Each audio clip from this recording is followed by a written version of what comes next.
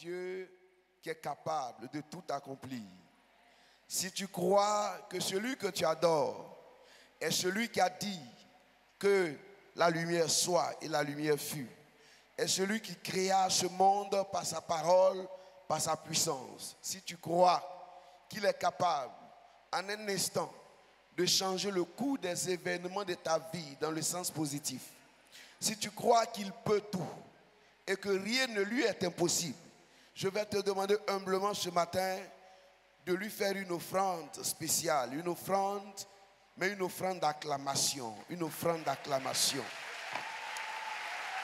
Tu vois,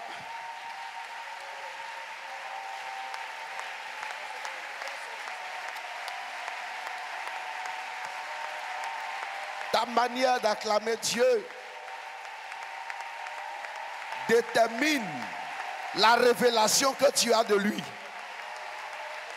Ta façon de l'acclamer détermine la connaissance que tu as de ce Dieu. Je crois en un Dieu illimité. Je crois en un Dieu capable de tout accomplir. Je crois en un Dieu capable de transformer l'histoire de la vie d'un homme qui de rien, Dieu peut le soulever et le faire asseoir à la table des rois. S'il te plaît, je ne te demande pas de m'acclamer, ni d'acclamer un humain, mais celui qui est assis sur le trône est digne de louange, est digne d'acclamation, est digne de gloire, est digne de célébration. Je ne voudrais pas ce matin que nous acclamions une star du football, une star des réseaux sociaux, une star de la musique dans le monde. Mais je voudrais que nous acclamions la star des stars, l'étoile du matin, l'étoile qui brille le matin. Je voudrais que nous acclamions l'étoile des étoiles. Je voudrais que nous acclamions le ressuscité de tous les temps, celui qui a vaincu la mort une bonne fois pour toutes. Je voudrais que nous fassions du bruit ce matin pour son excellence, le roi des rois, le Seigneur Jésus-Christ de Nazareth. Oh, merci. Merci. Dis avec moi, tu es digne, Seigneur. Tu es digne de recevoir dans tous les âges, au siècle des siècles, la louange, la gloire, la puissance, le règne, la majesté. Tu es digne d'être levé. Alléluia. Alléluia. Il est digne. Merci, asseyons-nous. Vous savez, si vous avez un produit et un bon produit, vous en ferez la publicité. Vous n'êtes pas d'accord avec moi? Vous êtes d'accord avec moi, n'est-ce pas? Jésus est notre bon produit. Il faut que nous fassions la publicité de Jésus. Alléluia. Alléluia. J'ai dit du haut de la chair, le jeudi 26, c'est ça? Novembre. J'ai dit devant tout mon quartier, je ne discute avec personne. Jésus est Dieu. Ce n'est pas une discussion. Je ne discute avec personne. Jésus est Dieu. Alléluia. Jésus est Dieu. Et vous savez quoi? Je dis, dans toute cette foule derrière là-bas, je vois un jeune homme qui s'appelle Mohamed. Tu es témoin. Et puis les gens crient, le voici. Je dis, je sais que tu es un jeune musulman, mais tu as un problème. Je commence par un témoignage parce que ce matin, peut-être que vous observerez que mes yeux ou mes paupières sont un peu enflées. J'ai passé la nuit à prier pour tous ceux qui allaient venir à ce culte. Et Dieu m'a dit, va et prophétise. Et je crois que l'esprit de la prophétie va reposer sur nous ce matin. Quelqu'un va rentrer dans une autre phase de sa vie et de son histoire en Jésus-Christ. Une bénédiction inattendue est sur le point de s'abattre sur toi. Tu vois, la qualité de ton amen révèle la qualité de foi que tu attaches à la parole. J'ai dit une bénédiction est sur le point de s'abattre dans ta vie, sur ta vie. Quelque chose est sur le point de t'arriver qui va transformer profondément l'histoire de cette famille de laquelle tu es issu. J'en suis convaincu et c'est Jésus qui le réalise. Je dis Mohamed, a soulevé Mohamed et apporté le bois. Évidemment, ce sont des musulmans, ils ne peuvent pas venir. Parce que avant de prophétiser, j'ai dit, je ne discute avec personne, Jésus est Dieu. Maintenant, comme il ne veut pas venir, j'ai donné ma prophétie. J'ai dit numéro 1, je vois que tu es dans la cigarette. Et je vois aussi l'alcool. Donc tu as un problème de foie. Tu es malade. Numéro 2, je vois un accident qui va arriver et tu risques de partir dans cet accident. La troisième parole, j'ai oublié. Et puis, malgré tout, avec l'insistance, il n'est pas venu, quoique étant bien présent. Le lendemain, le vendredi, je suis à la maison avec Siméon et puis mon téléphone sort. Ce sont les parents de Mohamed qui m'appellent. Ils sont à l'hôpital Oufoué-Boigny, d'Abobo, ici à Abidjan. On me dit, homme de Dieu, hier tu as parlé mais on ne croyait pas. Mohamed vient de faire un accident, il est entre la vie et la mort. Pardon, déplace-toi, viens à l'hôpital Oufoué-Boigny. Parce qu'on veut croire que le Dieu dont tu as dit le nom, Jésus, c'est lui qui est Dieu. Je ne discute pas avec quelqu'un. Jésus est Dieu. Non, je ne discute même pas avec quelqu'un. Moi, c'est vrai que je suis allé à l'école, mais je ne sais vraiment pas discuter au sujet de Jésus. Jésus est Dieu, c'est un prophète, c'est un envoyé. Tout ça, ça me fatigue la tête. Jésus est Dieu. Ce qui est vrai, il est Dieu. Ce qui est vrai, il se démontre. Ce qui est vrai, en son nom, les malades guérissent, les boiteux se lèvent, les paralytiques marchent, les aveugles voient, les morts ressuscitent. J'ai dit, Jésus est Dieu et il se démontre. C'est tout ce que je sais. Alléluia. Alléluia. Donc ce matin, il faut savoir que dans ta vie, il y aura un autre témoignage encore plus concret. Parce que ta vie a été une succession de témoignages. Et les témoignages ne vont pas s'arrêter. Il y aura un autre cycle de témoignages ce matin. Mais un cycle de témoignages ininterrompu. Parce que Dieu va faire dans ta vie des choses que le commun des mortels va juger, n'est-ce pas, étranges. Ce qui va t'arriver, les hommes vont te regarder et ils iront chercher aussi ton Dieu. Parce que ton Dieu est Dieu. Alléluia. Alléluia. Je te donne un deuxième témoignage. Je vais prêcher, prier, comme le Padre m'a donné l'autorisation, le feu vert ce matin. Je suis à Gagnoa, à la préfecture de police de Gagnoa. Nous sommes dans les années 2009-2010. En son temps, il y avait des espaces qu'on appelait, je crois, Parlement ou Agora. Et puis, des gens viennent, ils prêchent. Il y a un groupe de prédicateurs qui s'est retrouvé sur cet espace-là, qui est non loin de la préfecture de police de Gagnoa. Ça y est en face même, ceux qui connaissent bien Gagnoa. Moi, je me retrouve à Gagnoa invité à une croisade. Et puis, mon attestation d'identité est arrivée à expiration. Donc, il faut refaire une nouvelle pièce. Donc, je me rends là, à la préfecture de police pour le faire. Et puis, j'entends le gars qui prêche là-bas. Là. Il prêche, hein. Au lieu de prêcher que les âmes se convertissent, les églises, avec leur mère, la prostituée, l'église catholique et ses filles, et puis commence à citer, et puis cite les noms des églises. Et puis il y a des gens qui sont à côté de lui, et puis qui amplifient ce que le gars raconte. J'étais avec un frère, Gata Noël, qui fait partie du conseil des AD de Boisflé actuellement. J'étais avec Gata Noël, je lui ai dit, laissons à faire des pièces là. Allons là où le gars parle là, parce que ce genre de choses, ça m'énerve. Allons, je vais lui poser une question. Alléluia. Donc, il dit, mais homme de Dieu, on est venu pour ta pièce. Demain, on doit, si la croisade finit, on retourne à Abidjan. J'ai dit, laisse. Si on me contrôle, qu'on m'attrape, ce n'est pas grave. Mais je ne peux pas entendre de telles choses et puis m'asseoir. Le gars, il parle.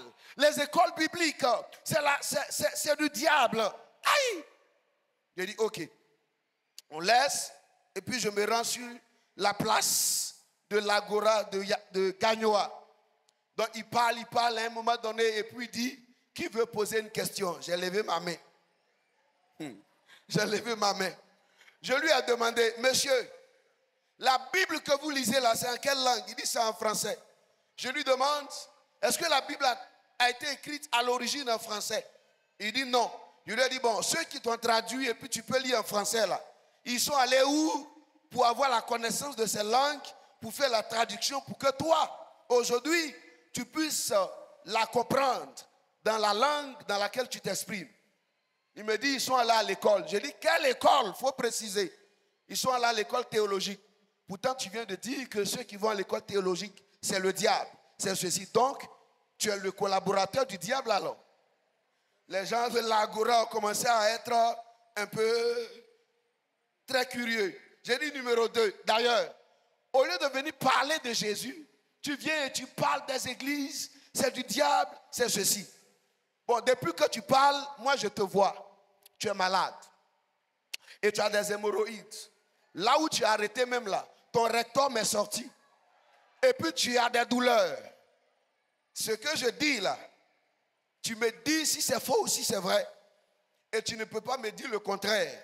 Si tu me dis le contraire, je vais dire le nom de ton collaborateur que je n'ai jamais vu. Donc les gens de la place ont dit, mais tiens, qui est ce jeune homme? Et donc celui qui régulait la prise de parole sur cet espace demande au prédicateur là, il dit, dans ce cas, il faut te mettre de côté. Le jeune là va venir prendre la parole parce que ce qu'il dit là, vous savez, oh, bien-aimé, regarde, tu as un produit, c'est le meilleur. Il s'appelle Jésus. Ne te laisse pas intimider par des gens qui bavardent. Ne te laisse pas intimider par des gens qui font des discours sur des places, qui font des émissions à polémique. Non, ne te laisse pas distraire. Jésus est Dieu. Jésus est Dieu. J'ai jamais vu un seul nom sur la terre. Quand on prononce un malade guéri, mais on prononce Jésus, le malade guéri. Le problème, les gens ont pensé que c'était sa présence physique sur la terre. Il faut le tuer, ça va s'arrêter. On tue le gars. Pierre et Jean se rendent au temple. Un malade est assis là. Ils disent au nom de Jésus qu'on enlève, toi et marche. Le gars se lève, il marche. Il dit, aïe, le phénomène ne s'est pas arrêté avec la mort du gars. Même après sa mort, son nom continue d'agir. Mes frères, Jésus est Dieu. Son nom est... Oh! Aïe! Et puis, regarde, au nom de Jésus ce matin, oh, que les 2 jours qui restent pour voir 2025, que pendant ces 2 jours, le Dieu des résurrections, Jésus, ressuscite dans ta vie quelque chose qui semblait mort. Aïe, aïe, aïe, aïe, aïe, aïe, aïe. Oh, la qualité de ton amen m'énerve un peu ce matin. Que Jésus apporte dans ta vie un témoignage époustouflant, un témoignage troublant, un témoignage qui va bousculer autour de toi. Lorsque tu sortiras de ce culte ce matin, au nom de Jésus-Christ, que tu reçoives la bonne nouvelle que tu attendais. Quand tu sortiras de ce culte ce matin, que tu entendes la merveilleuse nouvelle que tu attendais depuis longtemps. Je t'interdis de rentrer en 2025 sans avoir reçu le témoignage de 2024. Et ça va se faire au nom de Jésus. Oui, oui. Jésus. Alléluia. Et ça va se faire au nom de Jésus. Amen. Frère, j'ai prêché à l'Agora de Gagnoa. Le monsieur là, le soir, ils m'ont retrouvé dans la croisade où on m'a invité. Ils ont abandonné leur Bible dans laquelle ils lisaient d'autres choses. Ils sont venus se convertir à Jésus. C'est ça, Jésus. Alléluia. Bien-aimés, ce soir, sinon ce matin, je voudrais partager avec vous quelques stratégies et puis prier. Parce que j'ai envie de prier. J'ai envie de prier. J'ai envie de prier. J'ai envie vraiment de prier avec vous et nous allons prier. Dieu va faire quelque chose. Alléluia. C'est Habakkuk qui dit, l'Éternel est sur le point de faire quelque chose dans ta vie que tu ne croirais pas si on te racontait. Il y a des choses que Dieu fait, que Dieu va faire. Si on te raconte, tu ne vas pas croire. Et c'est ce que Dieu va faire ce matin. Je suis assis depuis ce matin, quand je suis rentré, mais une ferveur, la joie, une atmosphère. J'ai dit, waouh, quel peuple extraordinaire. C'est pourquoi le Dieu qui va se manifester ce matin sera extraordinaire. En action, il sera extraordinaire. Je vois des fibromes disparaître dans des ventres de plusieurs femmes ici. Je vois des cancers disparaître. Je dis, je vois le sida sortir du sang de quelqu'un ce matin. Je vois la maladie sortir de toi sans te dire au revoir. Il y a un démon là, il est collé à toi comme un chewing-gum Tarzan.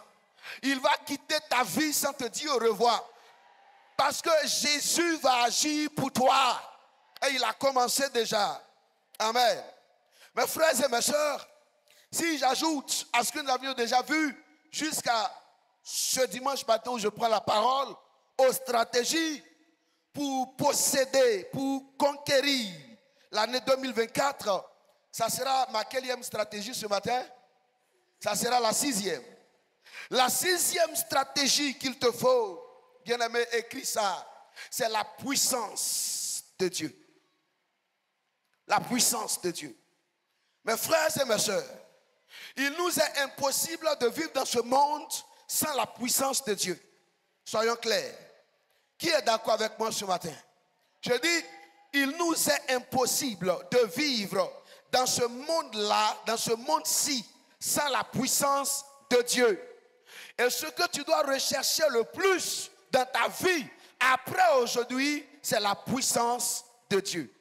J'en veux pour preuve, Actes des Apôtres, chapitre 1, verset 5 et verset 8.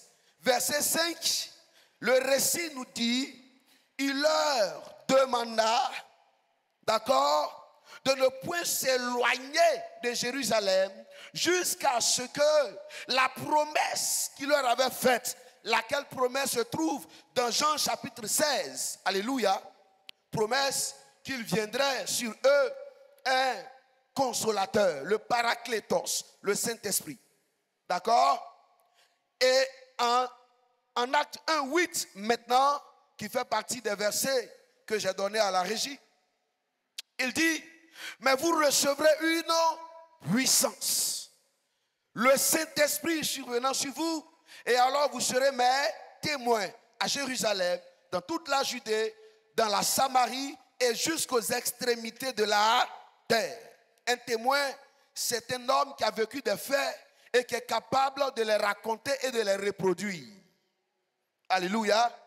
Et Jésus leur dit, ne bougez pas tant que vous n'aurez pas reçu le Saint-Esprit qui viendra sur vous et vous rendra puissant. C'est-à-dire, vous n'irez pas en mission si vous n'êtes pas puissant par rapport à la mission. Si nous ne sommes pas puissants, nous ne pourrons pas remplir le cahier des charges de notre destinée sur la terre. Nous avons un mandat divin à accomplir sur la terre. Mais ce mandat divin, nous ne pourrons jamais l'accomplir sans la puissance de Dieu.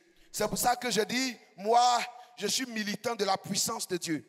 Chrétiens et chrétiennes, recherchons la puissance, désirons la puissance, aimons la puissance, aspirons à la puissance, demandons à la puissance de Dieu de se manifester. Invitons la puissance de Dieu de descendre. Jésus savait que la mission à laquelle il appelait ces gens-là, ces disciples qu'il a formés, cette mission serait impossible d'être accomplie si il n'était pas puissant, si ces derniers n'étaient pas puissants. Si ces derniers ne recevaient pas la puissance, il leur serait quasiment impossible de réussir. Il est impossible de réussir dans l'œuvre de Dieu sans la puissance de Dieu. Il est impossible de réussir dans ton champ d'appel sans la puissance de Dieu. Il est impossible de réussir dans ton affaire sans la puissance de Dieu. Même dans le monde séculier, il est impossible de réussir dans le travail que tu fais sans la puissance de Dieu. Il est impossible de réussir dans tes activités sans la puissance de Dieu. Il est impossible que le monde respecte l'Église sans la puissance de Dieu. Il est impossible que le monde craigne l'Église sans la puissance de Dieu. Il est impossible que l'on te respecte sans la puissance de Dieu. Il est impossible que le monde ait du respect pour l'institution divine qui est sur la terre, qu'on appelle Église. C'est la puissance de Dieu. Chrétiens et chrétiennes, que finissent les temps de bavardage, que prennent fin les temps des discours vains et inutiles. Ma prédication, disait Paul, ne repose pas sur un vain discours persuasif de la chair, ni sur la philosophie humaine, ni sur la sagesse des hommes. Ne transformons plus l'Église en un clan, n'est-ce pas, de coaching, de développement personnel. Revenons à l'origine, revenons à l'essence, revenons à ce qui est vrai, revenons à la puissance, revenons à la... revenons à la... J'ai pas entendu. Revenons à la puissance. À la puissance de quoi? De Dieu, du Saint-Esprit. Revenons à la puissance. Et la puissance du Saint-Esprit.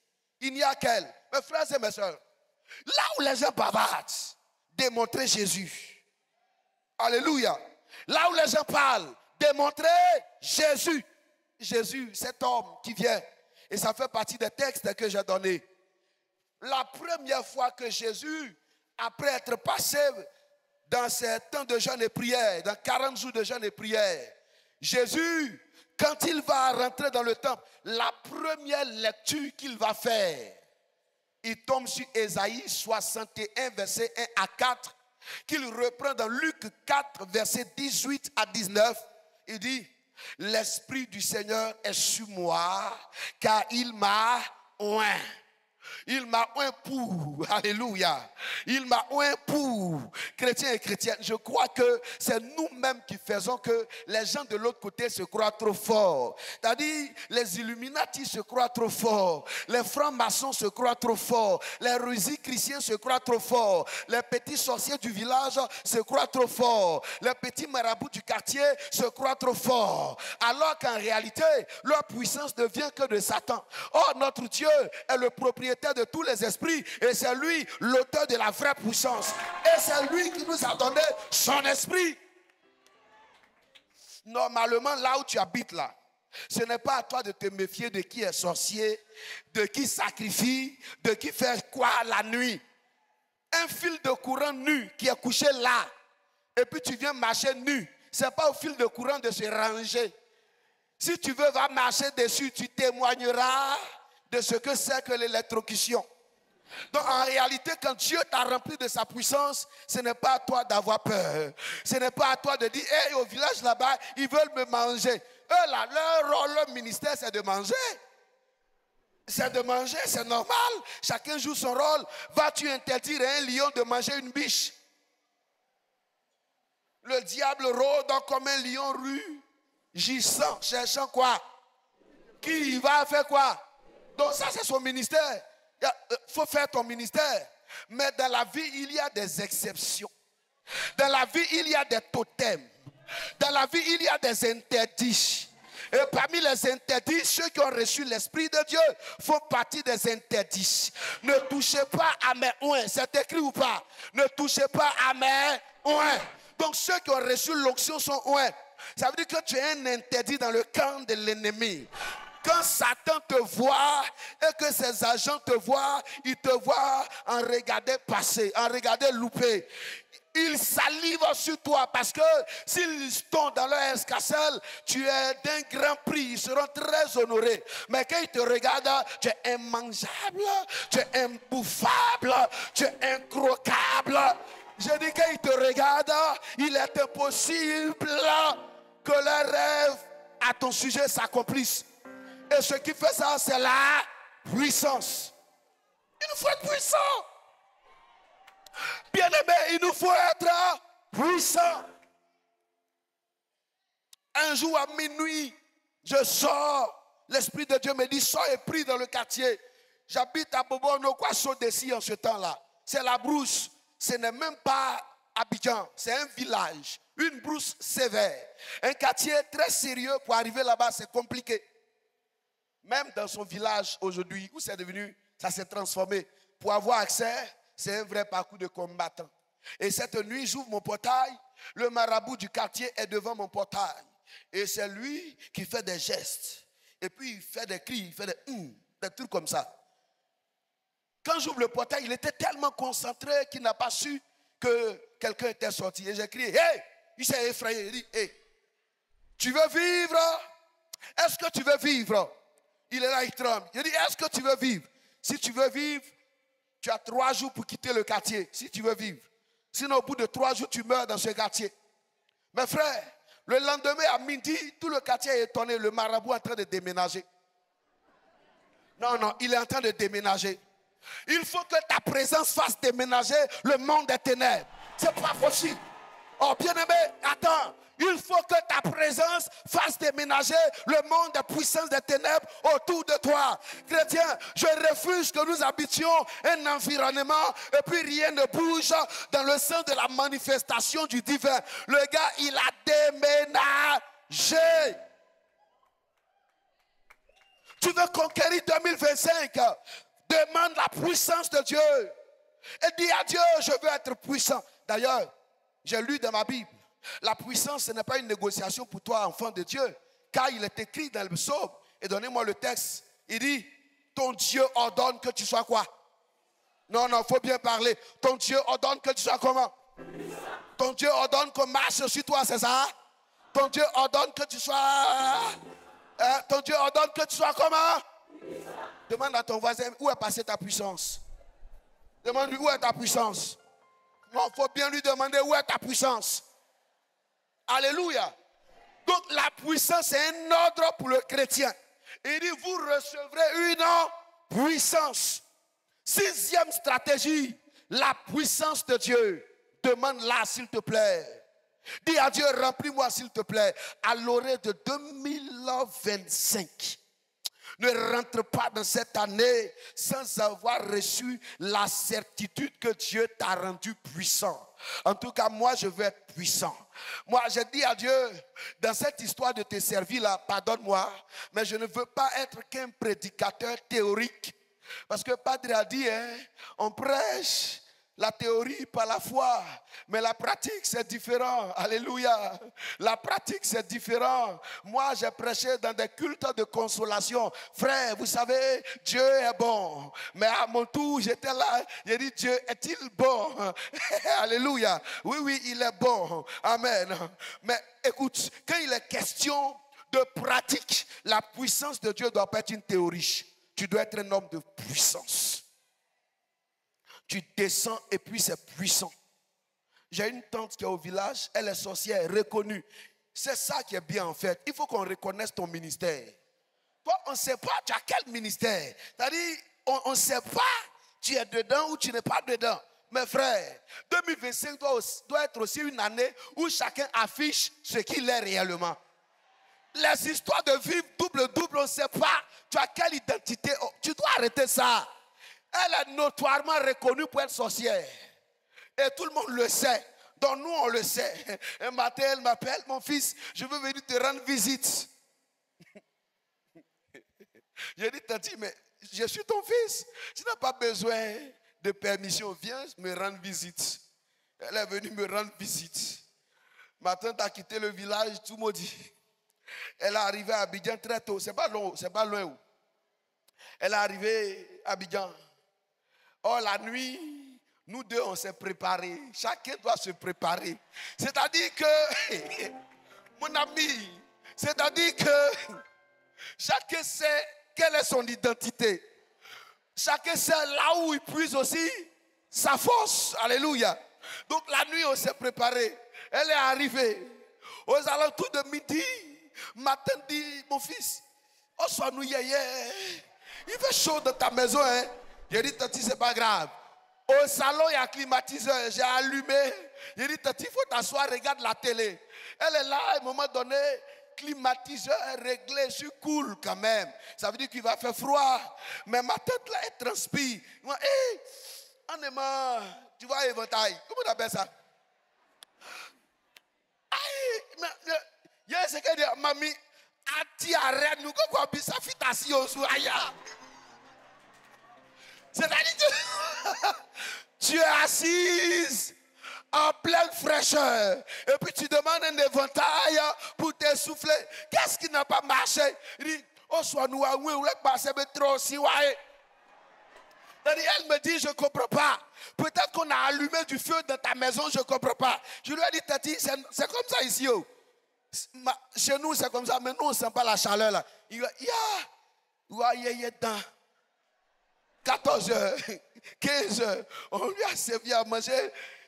Elle dit, Mba, soyez-moi dit, Mba, tellement elle a chaud. Elle sort du salon, elle fait des tours de la maison, elle rentre encore. Vers les 17 heures, elle me dit, mon fils, tu sais, il y a ton petit frère qui est à Gonzac là. Je vais aller le voir et puis demain matin, je vais rentrer au village. J'ai dit, mais Tati, tu as dit que tu venais me rendre visite. Tu as dit que tu venais dormir ici, mais c'est quoi le problème? Elle dit, Oli a qui? Bon, on peut s'y mais on n'a pas senti. Je vais aller m'apprêter et puis revenir une autre fois. Ils n'auront pas l'occasion de s'apprêter pour revenir. Parce que, à partir de ce matin, ta maison sera un foyer de feu, un centre de feu. Oh, j'ai cru que tu te lèverais pour dire Amen. À partir de ce matin, ta maison sera un centre de feu. Qu'ils veulent qu'ils viennent te rendre visite, mais ils sortiront de là-bas. Ah, qu'ils veulent qu'ils viennent te voir, mais ça sera le feu. Ça sera le... Tu ne réponds pas bien. Ça sera le feu. Aïe, ça sera le feu. Elle est partie en même temps. Mais nous, qu'est-ce qu'on fait? Si on reconnaît que quelqu'un est sorcier et qu'il est chez nous, on dit aux enfants, ne l'approchez pas. Faites attention. C'est nous, on se met dans notre propre maison. Il y a mien, c'est-à-dire on est serré. Dans notre propre maison, on est obligé de se jouer. Non, frère, vis la liberté en Christ. Oh, arrête-moi de vendre ta liberté à cause de la présence d'un tout petit sorcier qui lui-même réellement a peur de toi. Oh, dans le fond, tu ne sais pas. Non, arrête de vendre ta liberté. Arrête ça. S'il veut qu'il vienne envoûter ton plat, mange. C'est l'engrais même qu'il vient de mettre dedans. Aïe, l'apôtre Paul dit au sujet de tout ce qui est nourriture, ne faites pas quoi là, hein? Ne demandez pas sans, mangez sans demander à quoi cela a été sacrifié. Parce que ce soit les idoles, je ne sais pas quoi, tout est à vous. Il faut manger. Si vous l'avez sacrifié à votre Dieu, ça c'est votre affaire. Mais moi je vais acheter, je vais venir manger. Et ça ne va rien me faire. Non, il faut dire Amen bien. On est élève, non? On est en train de passer dans le marché de Boisflé. On s'en va au lycée moderne. J'ai mes 3 amis qui sont encore vivants. Et puis, je vois dans le marché une femme. Elle découpe les pieds de cocotier, la patte de porc. Hein? Elle découpe. Et puis, c'est avec ses pieds qu'elle prend pour donner aux clients. Et sous la plante de ses pieds, il y a des excréments humains là-dessus, et puis après un partage. Je frotte mon visage pour me demander est-ce que j'ai des hallucinations, mais je sais que j'ai des visions. Donc je dis à mes amis, allons rendre visite à la dame qui est là. Il me demande, surtout Michael, il me demande, on s'en va au cours, tu veux faire le marché pour faire la cuisine? Je dis non, on va faire la cuisine de quelqu'un. Donc on avance, on arrive là, et puis je ne sais pas, une force m'a pris. J'ai dit à la femme, mais pourquoi tu es méchante, sorcière? Pourquoi est-ce que tu envoûtes les gens? La femme a commencé à crier dans le marché de Boisflé. Elle crie, elle est tombée. Elle a commencé à confesser. Ça fait combien de personnes qu'elle a tuées dans son affaire de sorcellerie? 100 personnes. Elle est tellement gradée là-bas dans son monde. Et aujourd'hui, elle attendait quelqu'un qu'on lui a demandé. Et on lui a demandé un chrétien. Selon sa confession, on lui a demandé un chrétien. Parce que si elle réussit à donner un chrétien et que ce chrétien meurt par ses actions, elle sera la reine des clans de sorcellerie de Boisflé. Et puis donc, on est arrivé et la puissance, tu sais, le diable respecte 2 langages, sinon 3 langages dans la vie d'un enfant de Dieu. Le premier langage que le diable respecte dans ta vie, c'est la vérité. Le deuxième langage, c'est la sainteté. Le troisième langage, c'est la puissance. Oui, c'est la puissance. Parce que lui-même, il est puissant. Donc la puissance respecte la puissance. Dans ce monde même géopolitique, parlons géopolitique, les puissances se respectent entre eux. C'est vrai ou c'est faux? C'est vrai ou c'est faux? Mes frères, Russie attaque Ukraine. Les gens savent que c'est ça qui est ça. Mais ils disent non, il faut négocier la paix.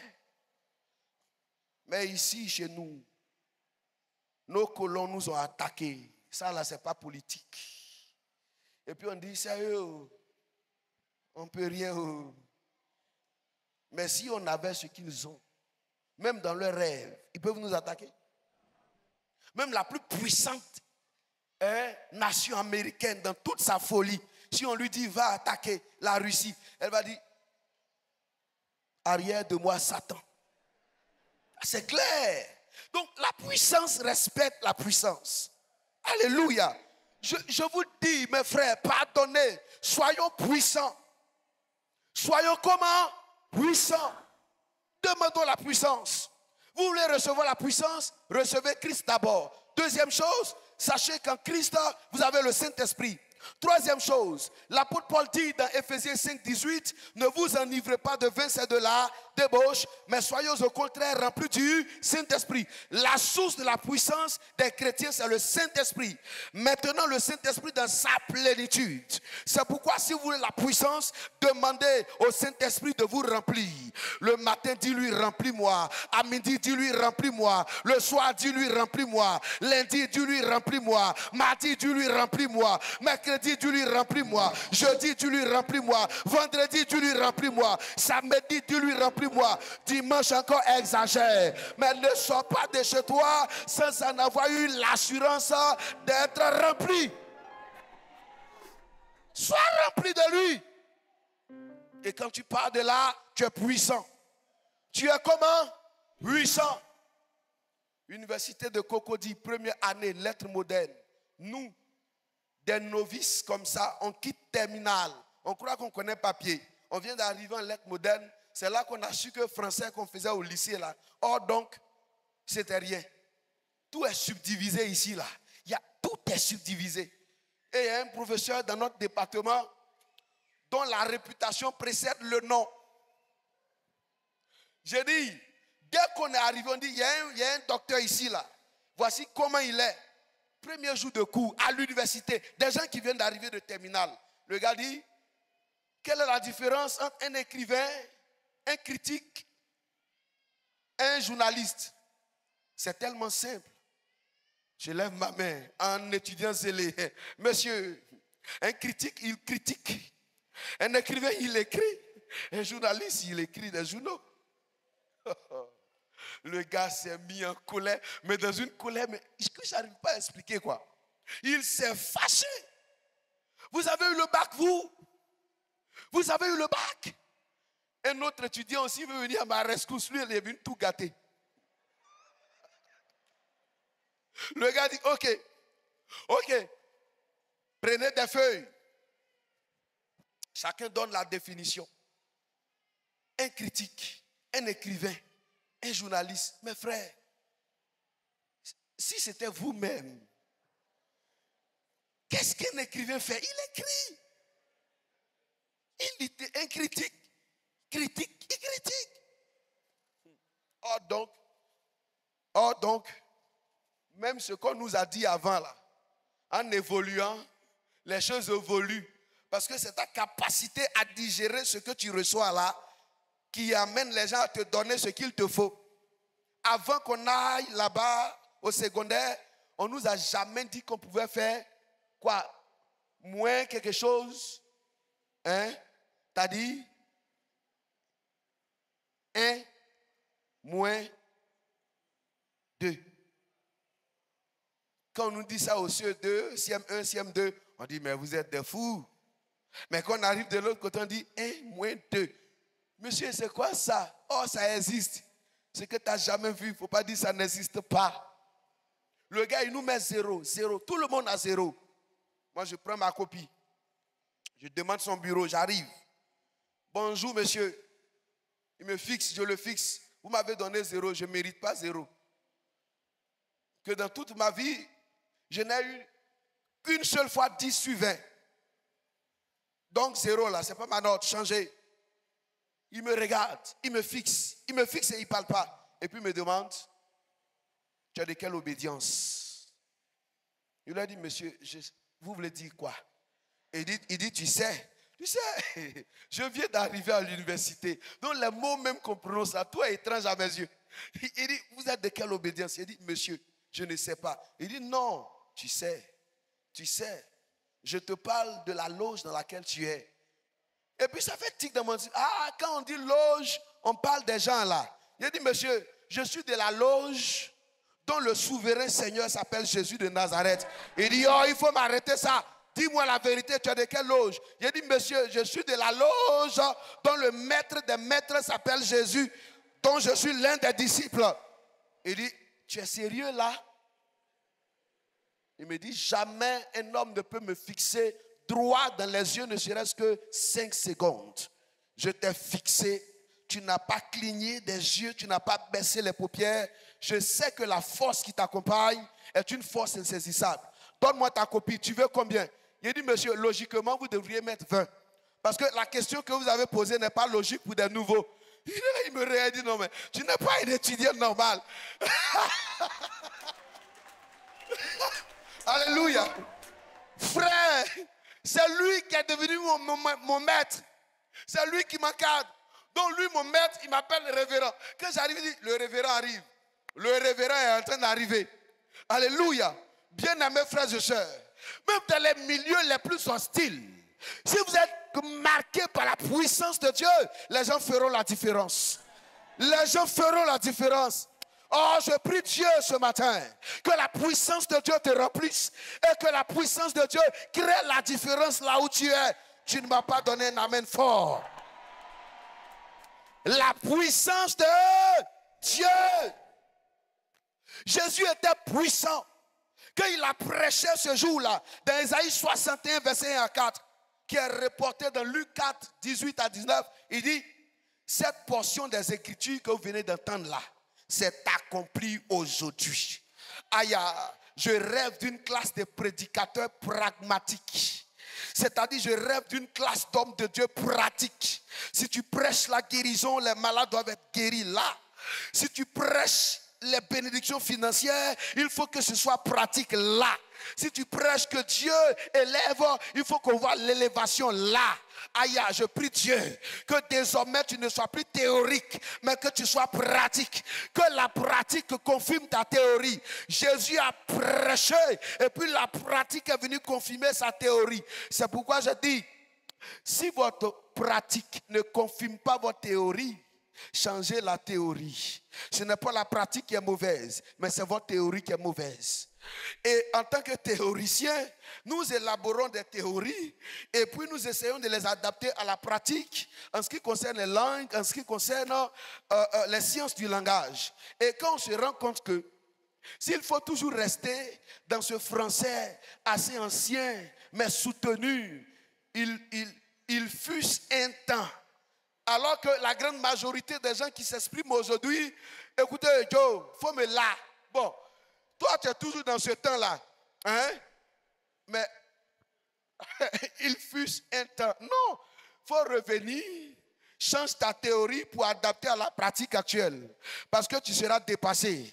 Vous savez, nous serons dépassés si nous ne revenons pas à la puissance originelle et originale que donne le Saint-Esprit de Dieu. Si on ne revient pas là, on sera déphasé. Parce que les coachs en développement personnel se sont multipliés. Ils ont lu John Maxwell. Ils ont lu je ne sais pas qui d'autre encore. Ils ont lu Abraham Maslow. Ils ont lu tellement d'auteurs. Ils ont lu les 48 lois de la nature. En fait, ils ont lu tellement de choses. Donc les gars même, et puis Bible à l'appui, quand ils sont en train de te citer leurs lois, toi-même le prédicateur, tu dis, André, je dois m'asseoir pour les écouter. Oh, oh, ils font plus de tort que de bien. Parce que ce qui transforme réellement, c'est la vraie puissance du Saint-Esprit de Dieu. La Bible dit, quand la puissance de Dieu se manifestait, une grande crainte s'emparait du peuple. Oui, là où la puissance de Dieu est visible, la crainte s'empare du peuple. C'est pourquoi, laissez-moi dire ce que je crois. Je doute de ces gens de miracles qui se font et puis personne ne craint Dieu dans l'environnement là. Je doute. Sincèrement, je doute. Sérieusement, je doute. Honnêtement, moi, je doute. Je doute de ces paralytiques dont on ne connaît jamais les familles, mais qui se lèvent toujours. Et après ces miracles, on ne les aperçoit plus, on ne les voit plus. Je doute de ce Saint-Esprit qui est dans un environnement, mais l'environnement est plus folklorique qu'un environnement d'adoration et de crainte de Dieu qui s'installe et de transformation de vie. Je doute de ce Saint-Esprit-là. Le Saint-Esprit ne peut pas être là et puis il y a des griots derrière lui et puis qui parlent. Non, non, il est si sérieux pour avoir besoin de griots. Pierre était seul. Il a prêché, 3000 se sont convertis sans micro. Qui a transporté sa voix? Actes chapitre 3, chapitre 2 nous répond. Il dit le jour de la Pentecôte, il est venu sur eux comme des langues de feu. Donc le feu, si vous avez déjà vu un feu de brousse qui s'annonce en saison sèche, nous qui habitons les savanes, à 2 km, on entend le craquement du feu. Ça fait prrrr, on dit c'est en train de brûler. Donc je me suis dit, mais tiens, qui a transporté la voix de Pierre? C'est la puissance de l'onction, c'est la puissance du feu, c'est la puissance, parce que prêcher sans micro pour que 3000 se convertissent en même temps, il faut avoir une intonation et un volume de voix extraordinaire, hors du commun. Qui lui a donné ça? Le Saint-Esprit. Qui lui a donné ça? L'Esprit de Dieu. Quelle était cette puissance? L'Esprit de Dieu. Mais c'est quoi cette puissance-là? Non, mes frères, je vais vous raconter une anecdote. Moi, Guy Kouakou, votre frère, j'ai vécu 2 faits à Abidjan ici et je les connais. Ils sont là. Un dimanche, je finis mon culte, padré. 3 messieurs viennent s'asseoir à côté de moi. Ils me disent, jeune homme, tu as de l'avenir, tu as du talent, mais tu vois que c'est lent, non? J'ai dit, c'est quoi qui est lent? Il dit, tu vois, normalement, à ton culte, le soir, ce soir, on est venu. Ce jour-là, il y avait à peu près 600 personnes. Puisque je fais les cultes les soirs, donc les gens viennent un peu de partout. Donc, ils me disent, tu vois ça, on t'a suivi un peu sur les réseaux sociaux. Nous sommes des gens, on est dans un club. C'est comme ça, ils me disaient, on recrute. Si tu rentres dans notre réseau, 1, on va te bâtir une église à Cocody. 2, on va te donner une maison. 3, on va t'initier et puis tu vas voir. Je dis, ah bon, comment ça se passe? Ils me disent, il y a une huile qu'on paye à 37 500 francs. Je ne raconte pas une histoire que quelqu'un m'a racontée. Je suis témoin vivant de cette histoire. Et ceux qui m'ont approché, je les connais, ils sont là. Et puis ils me disent, on te fait une incision là, on y déverse un peu de cette huile et désormais tu vas dire, l'œil de l'Éternel est ouvert. Je leur ai dit, si c'est en versant une huile ici, par une incision, que l'œil de votre Éternel s'ouvre, c'est que ce n'est pas l'Éternel. Parce que celui dont je suis le serviteur ne sommeille ni ne dort. Ça veut dire qu'on n'a pas besoin d'un moment pour que ses yeux s'ouvrent. Ses yeux sont déjà ouverts. Voilà. Donc, je ne peux pas comprendre que c'est maintenant, vous allez me faire rentrer dans le club d'un certain Éternel dont les yeux s'ouvrent après initiation. Je n'ai pas besoin d'être initié parce que je suis initié aux réelles sciences qui viennent d'en haut du Saint-Esprit. Et je n'ai pas besoin de voir le nom des gens. Le jour, il veut me dire un nom, il me dit le nom. Et ils me disent, tu auras la capacité de voyager et de rentrer dans le rêve des gens et puis de les poursuivre. Et en même temps, tu te transformes pour les sauver. Et le lendemain, quand tu vas le voir, tu dis, tu as rêvé. On t'a poursuivi, tu m'as vu. Et puis tu vas lui dire, pour que la mort ne t'arrive pas, il faut donner 10 millions, 20 millions. Et puis personne ne pourra changer ce que tu dis. Je leur ai dit, voyez, si c'est pour avoir l'argent et puis perdre mon âme, je préfère attendre Dieu. S'il veut que je le prêche et que je meure en ayant pour avoir la vie éternelle, je le préfère. S'il veut que je le prêche et que je reste comme tel, je le préfère. Mais pour rien au monde, je ne vendrai la bénédiction que j'ai d'être en Christ, d'être en Christ, d'être en Christ et d'avoir le Saint-Esprit. Pour rien au monde, je ne vendrai cela. Et cette puissance que j'ai à comparer à celle que vous avez, je ne crois pas même que vous puissiez arriver à la cheville de la puissance du Saint-Esprit de Dieu. Je suis désolé. Ils m'ont dit, comme tu le dis, sinon on te voit, hein, tu trimes, tu souffres. Mes frères, celui que Dieu appelle a un prix à payer. Pourquoi Dieu va t'appeler et puis du jour au lendemain, on te voit dans de grosses maisons, dans de grosses villas? Tu n'as pas servi énorme. Tu n'as pas été enfant. Tu n'as pas été taillé, travaillé. Tu es un orgueilleux notoire. Mais c'est pour aller tuer les gens. Tu n'écoutes les personnes, les conseils de personne. Tu es l'homme de Dieu à qui on ne peut rien dire. L'homme de Dieu, là, on peut lui dire quelque chose. On peut le faire appeler de côté. Et puis lui dire, homme de Dieu, tu sais, cette façon-là, est-ce qu'il n'est pas possible de faire comme ceci? Il est possible. Mais toi, on ne peut pas te parler. Et puis quand toi, tu dois rentrer, tout le monde doit s'agenouiller. Ah, je comprends. On ne s'agenouille pas devant Paul, ni devant Pierre, ni devant Jean, ni devant Jacques, ni devant personne. On s'agenouille devant le seul, devant qui 24 vieillards jettent leur couronne et se couchent. On s'agenouille devant le seul qui mérite la gloire, qui mérite l'adoration. On s'agenouille devant le seul qui porte tous les titres éternels. On ne dira jamais ex-Seigneur Jésus-Christ, mais on pourra dire un jour ex-président. Mais lui, il porte tous les titres éternels. Il demeure le Seigneur des Seigneurs, le Roi des Rois. Il demeure l'alpha et l'oméga. Il demeure le commencement et la fin. Il reste Dieu à jamais sur son trône. Et il ne changera jamais. Celui-là, il est digne d'être adoré. Et il est digne qu'on se prosterne devant lui pour lui donner gloire.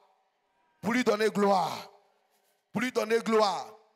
Donc, si tu es appelé, accepte de souffrir un peu. Souffre un peu. Du coup, tu veux une voiture. Pour faire quoi? Tu n'as pas connu la souffrance des bus. Connaissez un peu. Alléluia. Alléluia. Alléluia. Non, bien aimé, soyons sérieux. Du coup, tu veux une grosse villa, ce n'est pas possible. Chez Dieu, rien ne descend comme dans un abracadabra. C'est-à-dire dans un tout à coup étrange. Ça, chez Dieu, ce n'est pas comme ça. Le seul tout à coup que j'ai lu dans ma Bible, c'est dans Acte 2. Tout à coup, il vient du ciel. Voilà, comme un vent impétueux. Le jour où le Saint-Esprit allait leur apporter, c'est là qu'il y a eu un tout à coup. Le reste, il dit travaillez à votre salut. Le reste, Paul dit à Timothée, comme un vrai soldat, comme un bon soldat, combat le combat de la foi. À quelque part du moins, il lui dit, souffre avec moi. Oh, souffre avec moi. Tout n'est pas que souffrance, mais la case départ rime avec souffrance. Je ne parle pas de malédiction, mais épreuve. Tu dois travailler dur, tu dois évangéliser dur, tu dois affronter les entités dures, tu dois jeûner, prier, tu dois te priver de ce qui fait plaisir à la chair, tu dois avancer encore. Je me demande, est-ce qu'un jour le padre est devenu padre, du coup il est sur El Cabot? Soyons sérieux. Soyons sérieux. Alléluia. C'est-à-dire que nous tous on est ici là. Un jour, un matin, on se réveille, un padre existe, un El Cabot existe, nous tous on existe et puis on est là. C'est comme ça s'est passé. Il s'appelle le Dieu du parcours. Même avec sa puissance, il te faut un parcours.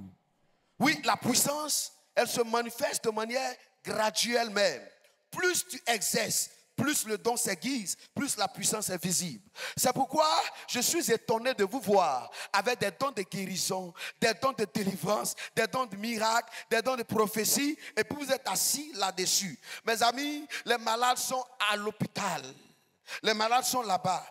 Prépare-toi un calendrier, programme des temps de visite et puis va à l'hôpital, va leur rendre visite.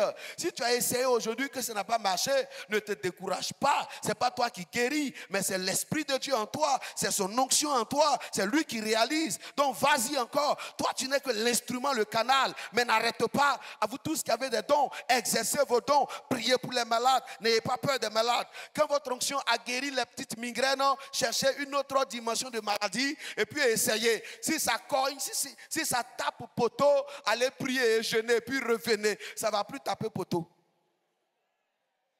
Non, tu t'amènes. Lève-toi et puis regarde droit dans les yeux d'un voisin. D'abord, il faut faire ce que je te demande. lève-toi. Ça, c'est la première instruction. Deuxième instruction, regarde droit dans ses yeux. Et puis dis-lui voisin. Dis-lui voisin.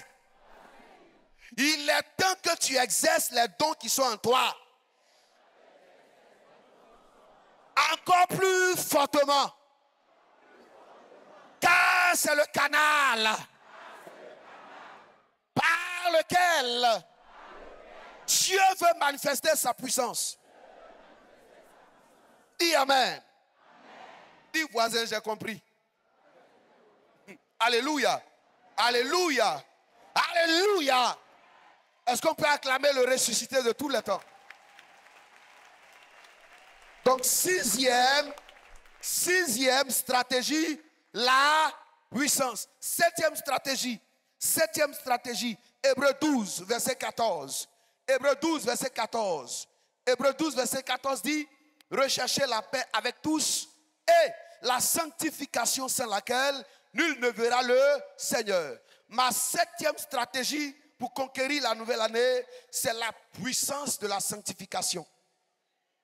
J'aurais pu dire simplement la sanctification, mais non, je dis la puissance de la sanctification. Mes frères et mes sœurs, se sanctifier n'est pas bénéfique à Dieu. Se sanctifier est bénéfique dans la vie de celui qui se sanctifie. Non, dites amen. Dans ma langue là-bas, on dit oh bobo pas électio. C'est-à-dire dans ma langue là-bas, on dit c'est pour ton propre bien. Quand Dieu dit sanctifie-toi, ce n'est pas pour lui Dieu, mais c'est pour ton propre bien.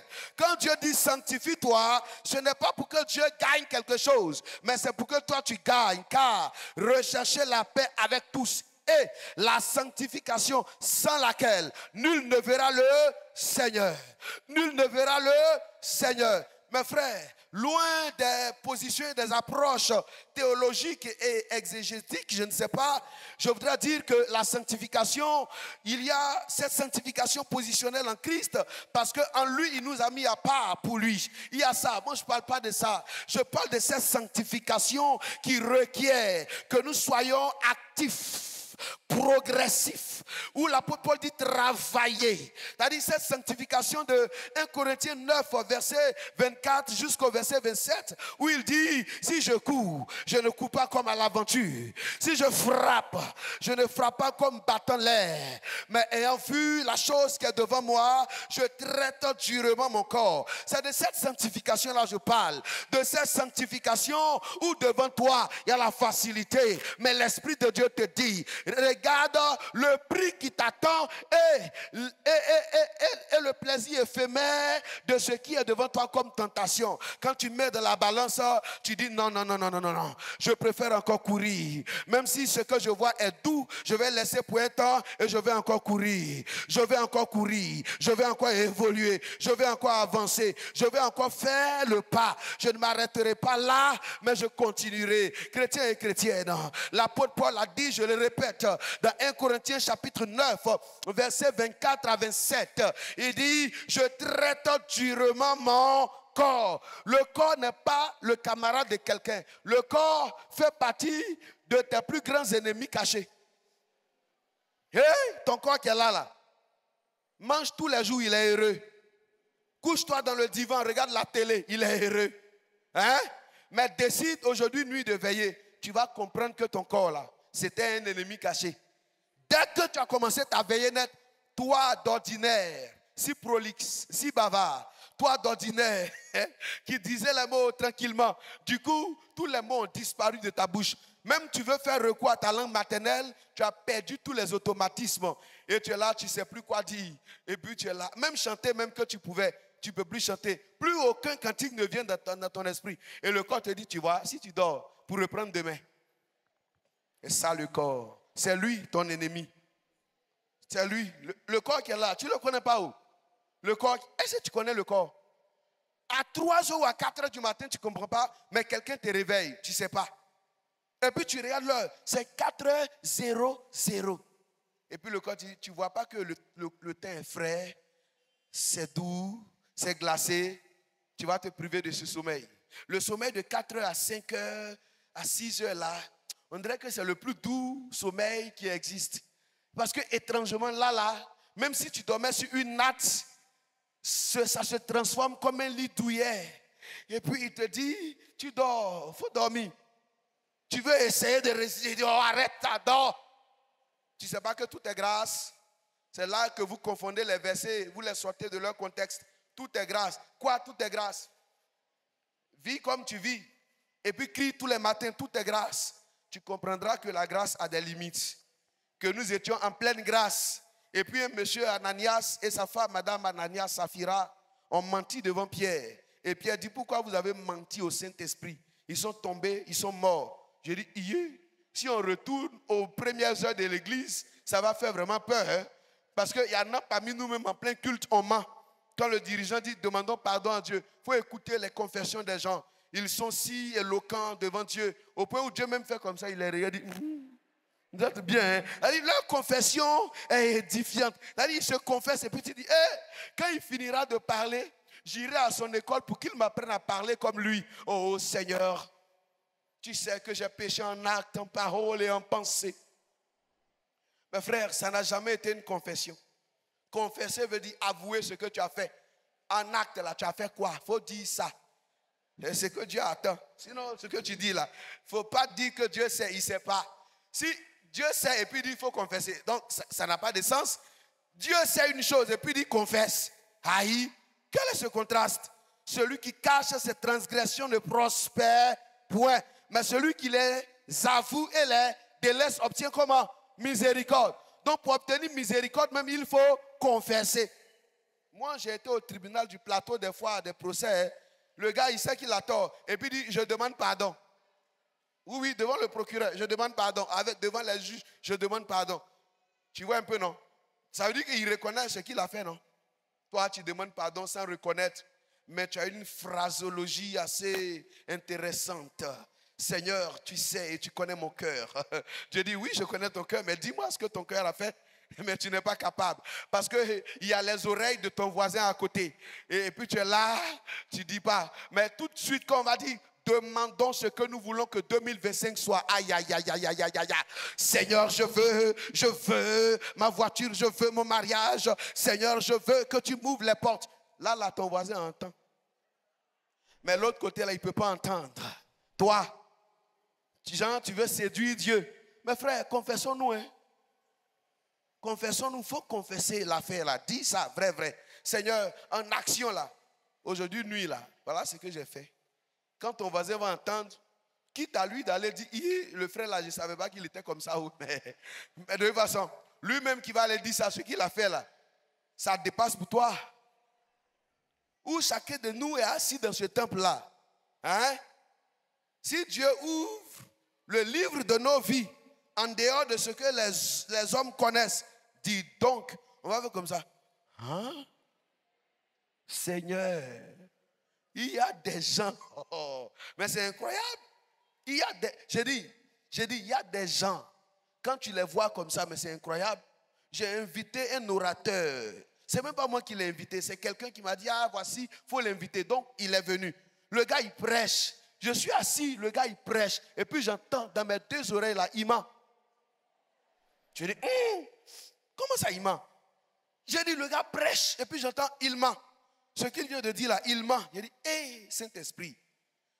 Le gars finit de prêcher, je le prends de côté. J'ai dit, homme de Dieu, pourquoi tu mens? Pendant que tu prêchais, l'Esprit de Dieu me disait que tu mentais. Pourquoi tu mens? Il me dit, mon frère, homme de Dieu, je comprends pourquoi tu es toujours encore là. Il faut mystifier le peuple.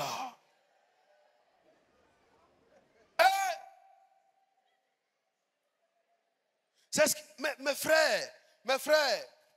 frères, si vous voyez que je n'ai vraiment pas d'amis, sérieusement, quand je quitte l'église, je quitte ministère, quelquefois études ou voyage missionnaire, croisade à l'intérieur, je rentre, vrai là, je ne sais pas à qui aller rendre visite, au point où des fois j'ai l'impression qu'on dirait que je suis anormal.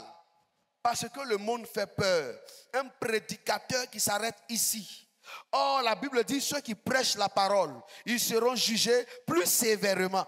Donc il y a deux listes au ciel, on n'est pas sur les mêmes listes. Il y a une liste de ceux qui seront les plus sévèrement jugés. C'est là-bas que les prédicateurs sont. Et quand tu sais que tu seras sévèrement jugé, et tu viens à la chair et tu mens. Mais le gars, il mentait, mais en fait, il ment. Et puis il est à l'aise, il ment. Et puis il dit, il faut mystifier le peuple. Bien-aimé, tu n'as pas besoin de mystification. Ce que Dieu t'a donné, il te l'a donné. Ce qui est en toi est en toi.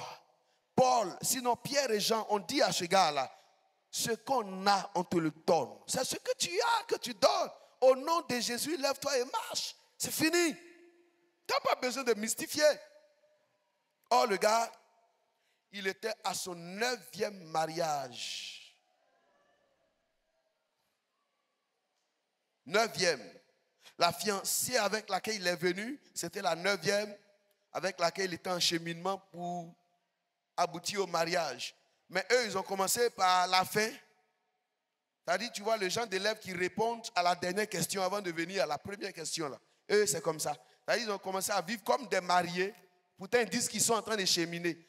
Il y en a, ils disent qu'ils sont fiancés. Mais ils font ce qui est interdit aux fiancés. Faut changer. Hein. L'une des choses que je me demandais quand ma femme est décédée, j'ai dit, Dieu, tu me connais, vrai, tu sais que moi là, je n'ai même pas eu le temps de faire quelque chose là-bas quand tu m'as pris. Tu m'as donné une femme aussi qui était vierge. Mais c'est quoi ton affaire de me la prendre là? Et puis tu sais que nous deux là, on a marché comme ça pour arriver là où on est. 16 ans. Mais attends, Dieu, tu es comment même? Le jour là, c'est ce que je disais. Hein? Jusqu'à ce que j'ai la réponse. Et puis je dis, il y a qui? Pardon, j'ai bavardé, pardon. Faut pas me tenir rigueur, quoi. Tu sais que ça m'a fait mal, non? Et puis tu sais que ce contentieux-là, comme tu es Dieu, j'accepte. Mais tu sais que ça fait mal, non? Donc, pardon, ne me tiens pas rigueur. Mais quand même, si tu m'expliquais. Mais bon, je sais que tu vas pas m'expliquer. De toute façon, tu es Dieu. Donc, mieux vaut continuer ton chemin. Merci pour la réponse, j'avance. Alléluia. Alléluia. Mais mes frères, on ne peut pas tromper Dieu et puis tromper l'église comme ça. On est des fossoyeurs. Quand on fait ça, on est des fossoyeurs. On nous demande, les anciens nous appellent, ils nous demandent, êtes-vous sûrs d'avoir marché dans la chasteté? Et puis on les regarde droit dans leurs yeux. On dit oui, oui. Nous deux aussi, on dit oui, oui. Or, on sait que jamais on a respecté ça. Quand on fait ça, on est en train de dire que le maître de notre foyer futur, c'est Satan. Et c'est lui qui va s'asseoir dans le foyer. Voici des chrétiens toujours minés, foyer miné, maladie, problèmes, toujours des handicaps, toujours des enfants étranges, des enfants bizarres. Pourquoi? Parce que la base a été faussée. Alors qu'il faut te confesser et dire réellement, oui papa, on a chuté. Même on s'est engrossé et puis on est devenu assaillant de bébés. Vous dites qu'il y a les assaillants à Boaké. Mais parmi nous, il y a des assaillants. Notre degré d'assaillance, si le mot existe, s'il n'existe pas, je le crée, c'est un néologisme. Notre degré d'assaillance dépasse même les assaillants de Boaké. Parce que nous, on assaille des bébés. Ce que vous faites là, tu ne sais pas que la première conséquence là, c'est bébé. Un gars, il est là-bas dans ses quartiers au ciel, il n'a pas demandé à venir sur la terre. Tu t'en vas le provoquer, il vient. Et puis tu dis, hé, je ne t'ai pas appelé ici. Hein. Quand je faisais mes choses là, je ne t'ai pas calculé. Ah, tu ne l'as pas calculé. Tu ne l'as pas calculé. Le plan de Dieu, le premier calcul de Dieu, c'est le résultat là qui est là. Donc s'il est venu dedans là, il faut le laisser en dehors de vos plans. Il va grandir. Aujourd'hui, là, je vais prier que tous ceux qui ont un projet d'assassinat de bébé, c'est-à-dire d'avortement de bébé, que ces bébés-là, Dieu les cache dans votre ventre. Jusqu'à ce que vous soyez au 8e mois et puis ça apparaît. Ça va vous arriver, croyez-moi. Vous ne me croyez pas? C'est quelle histoire ça?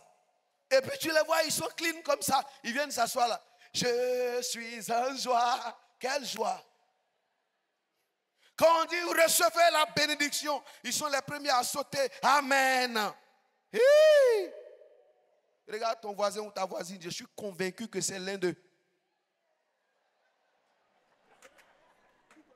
Alléluia. Revenons pour être plus sérieux. Marchons dans la sanctification. Regarde ton voisin, dis-lui, la sanctification. Alléluia. La sanctification est l'un des moteurs de la puissance de Dieu. Ceux qui transportent la puissance de Dieu, l'un de leurs secrets, c'est leur vie de sainteté. Amen. L'un de leurs secrets, c'est leur vie de sainteté. Un vendredi soir que ma femme m'a fait fâcher. Les seules choses qu'il n'y a que les mariés qui comprennent. Il y a des choses, quand vous n'êtes pas marié, ça passe dans votre tête. Moi, j'avais une pensée dans ma tête. Quand je veux me marier, tous les jours, ça sera possible.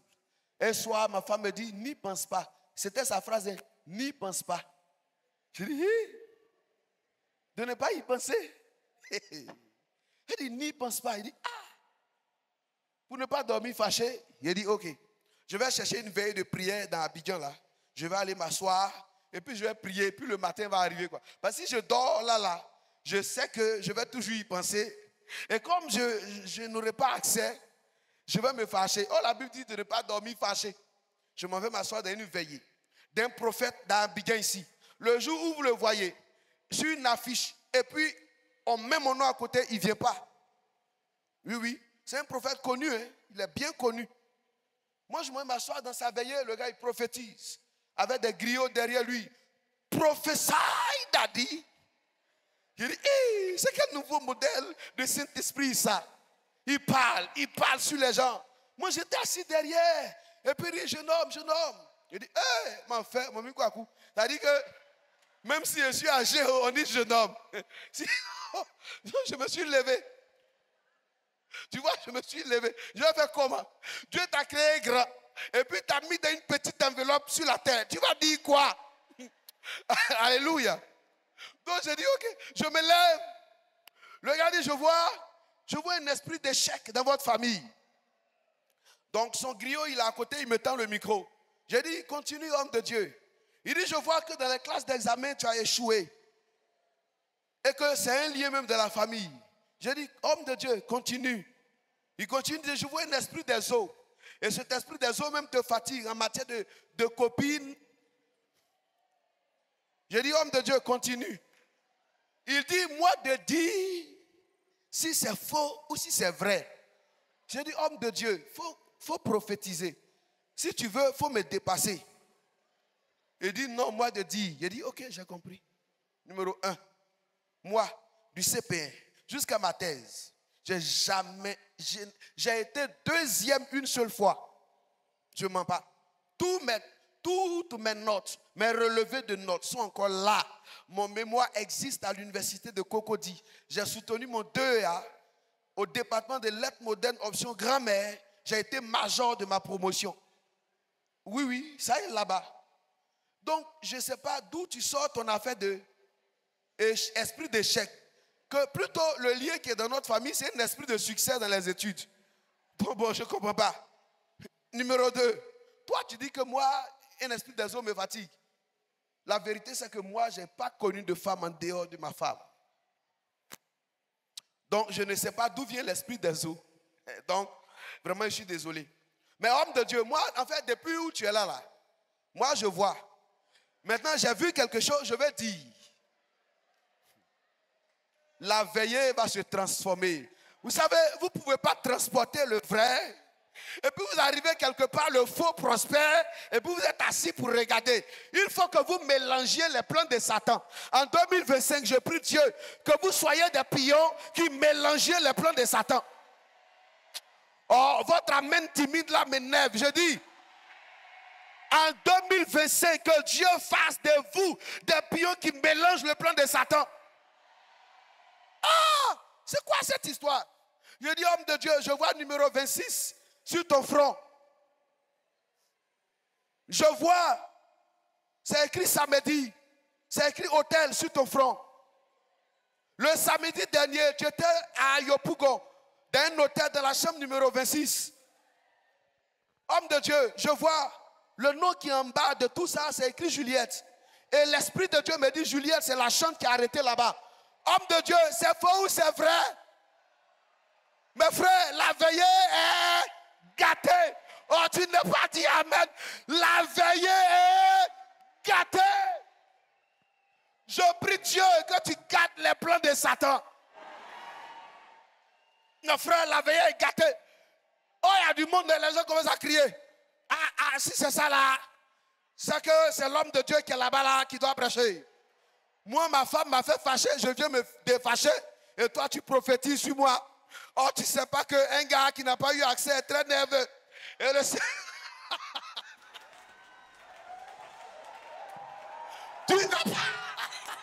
Tu n'as pas dit amen. Alléluia.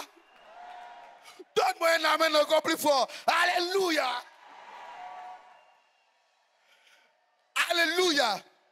Oh, que le Saint-Esprit dans ta vie soit tranchant. Il était tranchant. Maintenant, voici le prophète. Il a arrêté là. Les gars ont fabriqué un mouvement, ils l'ont pris, ils l'ont envoyé à côté d'une salle. Les gens du peuple qui croyaient, tu vois, les gens sont innocents parfois. Ils se disent que c'est vrai. Or, c'est faux. Les gens commencent à crier. On veut que ce soit le prophète. On veut. Le jeune là, il n'a qu'à prêcher. J'ai pris la veille, j'ai fini le matin, je suis rentré à la maison. Le gars là, si je vous dis son nom, vous serez choqués. On nous a invités, croisade, Makori. Ils ont mis mon nom. C'est lui qui est major. Nous autres, on est mineurs. Parfois, mieux vaut être mineur. Parce que tu ne sais pas qui on va prendre. Ils vont prendre les majors. Ils ont mis son nom sur l'affiche. Et puis ils m'ont mis. Le pasteur, les organisateurs, là, ils ont dit, il y a un prophète quelque part à Bobo, là. Lui aussi, mettons-le. Ils m'ont mis. Il les a appelés, leur a dit, si celui-là vient, je ne viens pas. Depuis lors, même s'ils croisent quelqu'un, et puis la personne dit, ah, je connais un jeune, un prophète, il s'appelle Guy Kwaku, il dit, tais-toi. Oh, je veux qu'on se rencontre. Après, son numéro 2 est venu, il s'est confessé, mais vous ne croirez pas. Il dit, homme de Dieu, on fait les miracles montés, je ne te mens pas.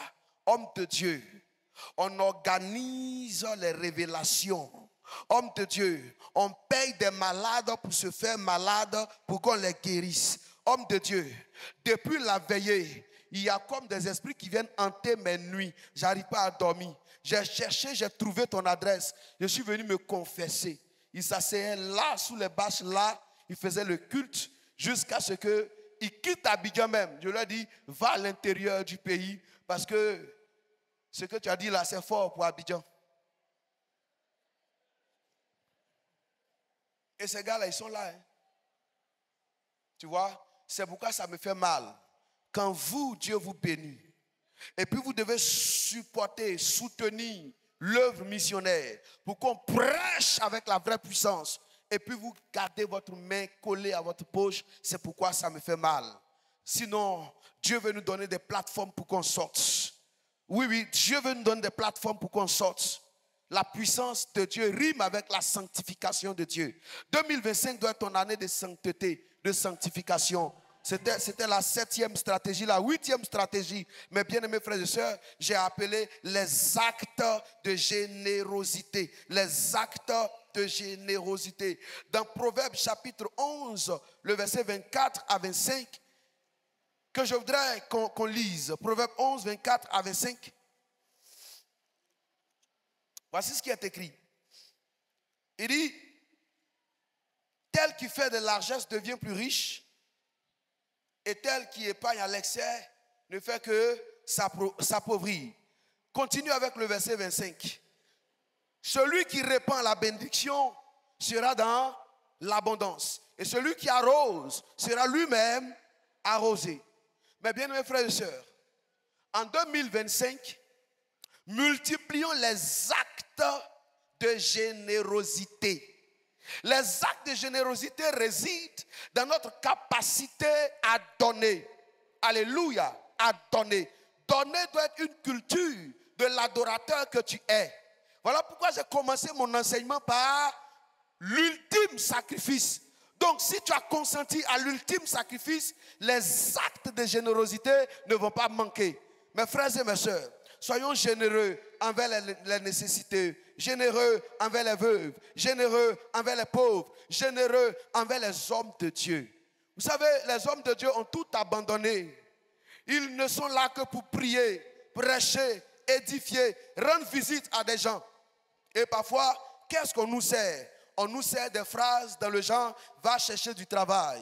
On nous sert des phrases dans le genre « si tu as échoué là, ce n'est pas moi qui vais te nourrir ». Mes frères, et il faut des chrétiens encore, je me demande bien, leur statut de chrétien, est-ce bien vérifié? Pour venir encore sur les réseaux sociaux, pour dire « méfiez-vous des hommes de Dieu, vous leur donnez vos dîmes là, la dîme n'est plus d'actualité ». Mes frères, chez nous c'est d'actualité. Vous leur donnez vos offrandes, vous leur donnez, mes frères. Ce qui me choque, vous savez c'est quoi? Ces mêmes gens-là sont capables de payer un ticket de concert à 200 000. Mais quand un chrétien vient poser une action de générosité dans l'église, c'est les mêmes qui attirent l'attention du chrétien là pour lui dire les pasteurs sont des voleurs, les pasteurs sont des brigands, des marmailleurs. Mes frères, oui, c'est vrai. Il y a des brebis galeuses dans tout corps de métier. Mais cela n'empêche pas d'exercer le métier. Et cela n'empêche pas, n'est-ce pas, les gens de pratiquer, d'aller vers les praticiens de ces métiers-là. Pourquoi voulez-vous? Parce qu'il y a des faux, vous voulez empêcher que des gens donnent de leur argent que Dieu leur a donné, de donner leur argent à l'église, aux hommes de Dieu, aux gens missionnaires, aux pasteurs, aux évangélistes, aux prophètes, n'est-ce pas, aux prédicateurs, pour que Dieu soit content. Pourquoi? Parce que lui te nourrit spirituellement. En contrepartie, pouvait dire Paul, c'était mon droit de récolter vos biens physiques, mais je n'ai pas usé de ce droit. Ça ne voudrait pas dire que vous ne devriez pas donner. Mes frères et mes sœurs, multiplions les actes de générosité. En cette fin d'année, tu as un voisin peut-être qui ne trouvera rien à manger. Toi, va lui donner à manger. En cette fin d'année, tu as un frère en Christ qui n'a plus de vêtements. Oh, tu en as plein. C'est devenu même vieux. Prends-les, va lui donner. Ce qui est vieux à tes yeux sera tellement nouveau pour lui qu'il bénira le ciel. Et son action de grâce tombera sur ta tête comme une bénédiction, mais une bénédiction qui est illimitée. Alléluia. Dans Luc 6, 38, Jésus dit, donnez et il vous sera donné. Amen. Donc, donnez et il vous sera comment? Donné. Dans Luc 6, 38. Donnez et il vous sera donné. Alléluia. Alléluia. Dans Proverbe 28, verset 27, celui qui donne est dans l'abondance. Celui qui donne est dans l'abondance. Mes frères, dans 2 Corinthiens 9, le verset 7, il est écrit noir sur blanc. Dieu aime celui qui donne avec joie. C'est pourquoi quand nous venons donner ici à El Kabot et que nous sommes en joie, j'ai dit waouh, Dieu aime celui qui donne avec joie. 2 Corinthiens 9, verset 7. Dieu aime celui qui donne avec joie. Alléluia. Alléluia. Et dans 2 Corinthiens 9, le verset 6, il est écrit, celui qui sème peu, moissonnera peu. C'est écrit, non? Mais celui qui sème beaucoup, moissonnera aussi beaucoup. Si nous multiplions les actes de générosité, Dieu multipliera en notre faveur les bénédictions, mais en abondance et de manière illimitée. Mes frères et mes sœurs, c'est laquelle stratégie maintenant? La 8. Vous êtes sûr? C'est la 8e, vous êtes sûr? C'est la 8e. Les actes de générosité. Aimons-nous les uns les autres. Et puis mes frères, aimons-nous vivants. C'est pas ce qu'on dit? Aimons-nous vivants, soutenons-nous vivants. Arrêtons de faire les gestes à titre posthume. Alléluia. Arrêtons de dire du bien de quelqu'un quand maintenant la personne est partie. Si la personne est bien, disons ce bien-là de son vivant. Il est écrit, Dieu n'est pas le Dieu des morts, il est le Dieu des vivants. Tu es d'accord avec moi? Donc multiplions les actes de reconnaissance. Alléluia. Alléluia. Soyons reconnaissants à Dieu, soyons reconnaissants aux hommes, soyons reconnaissants partout. Mes frères et mes soeurs, je termine. Ça sera laquelle est maintenant la stratégie pour posséder 2025 il faut invoquer une plus grande grâce. Alléluia. À tout ce que j'ai dit là, le sommet, c'est une plus grande grâce. Je voudrais qu'on me plaque Acte 4, 33 que j'ai donné. Je lis, il est écrit, avec une grande puissance, les apôtres rendaient témoignage de la résurrection du Seigneur Jésus-Christ et une grande grâce reposait sur eux tous. Et quoi reposait sur eux tous? Quoi reposait sur eux tous? Une grande grâce reposait sur eux tous. Vous savez, quand nos offrandes sacrificielles, quand nos dons, quand toutes les stratégies qu'on a vues pourraient ou même auraient montré leurs limites, il y a une chose qui est illimitée dans la parole de Dieu, c'est la grâce. Dis amen. C'est quoi? C'est quoi? Parce que nous sommes sauvés par là. Paul dit, je suis ce que je suis par là. Même quand nous retournons dans l'ancien temps, on verra un homme comme Joseph. Il est rapporté qu'il prospéra partout où il passait parce que la faveur, qui est aussi la grâce de l'Éternel, était sur lui. Oh Seigneur, je prie ce matin que ta grâce, la plus grande, vienne reposer sur la vie de nous tous. Disons amen bien fort. Que la grâce vienne reposer sur nos maisons. Lève-toi et puis dis amen 7 fois.